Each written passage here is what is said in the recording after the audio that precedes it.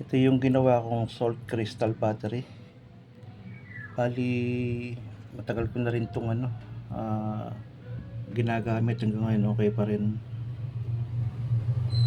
Naubos lang dito itong negative electrodes pero napakatagal. Ayan siya. Ito ang purpose na nitong isang to, para may activate lang ulit kung sakaling matagpalit ka ng negative electrodes tapos hindi siya umilaw. Ito yung pang-activate.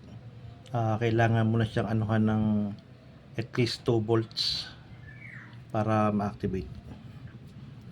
Ilang taon na rin siya, tagal na. Hanggang ngayon gumagana pa rin.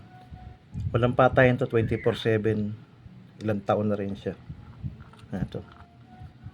Post ko ng gamit ko.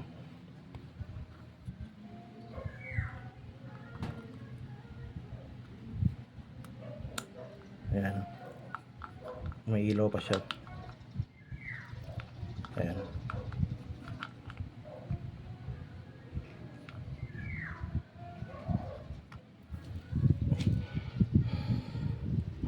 Dali natin sa matilim.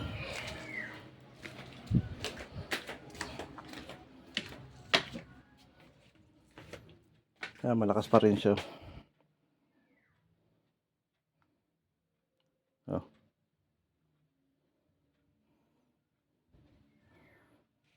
Isara natin yung pinto. Ayan. Maliwanag pa rin siya. Hindi nagbabago yung lakas niya.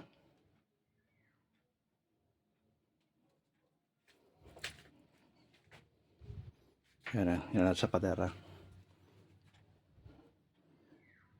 Maliwanag pa rin, no?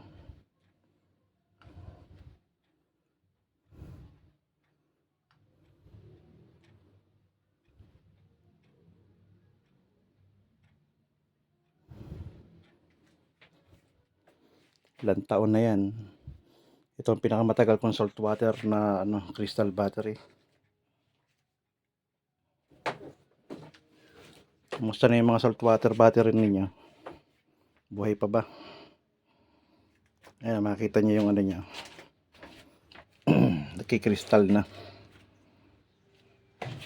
Ayan, no?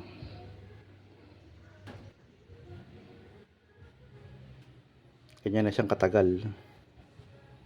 Ayan, hanggang taas. Pagkaloob pantulan ng tubig. Siguro sa loob ng kada 6 na buwan, ng isang kutsarang tubig pwede na. Yung asin kasi hindi naman nawawala dito eh. Kaya tubig lang talaga nilalagay ko. Ayan. Ganyan na siyang katagal.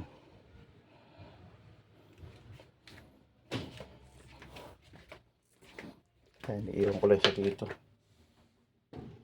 sa hallway. Ayan.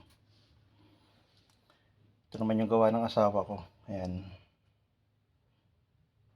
Kasi ito yung dati kong sinali sa contest. Ayan.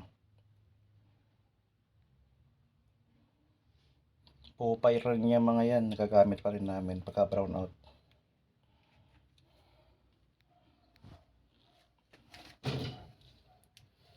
Kanyang katatagang salt water crystal battery. Tsaka matagal ma-dissolve yung negative electrodes niya. Okay.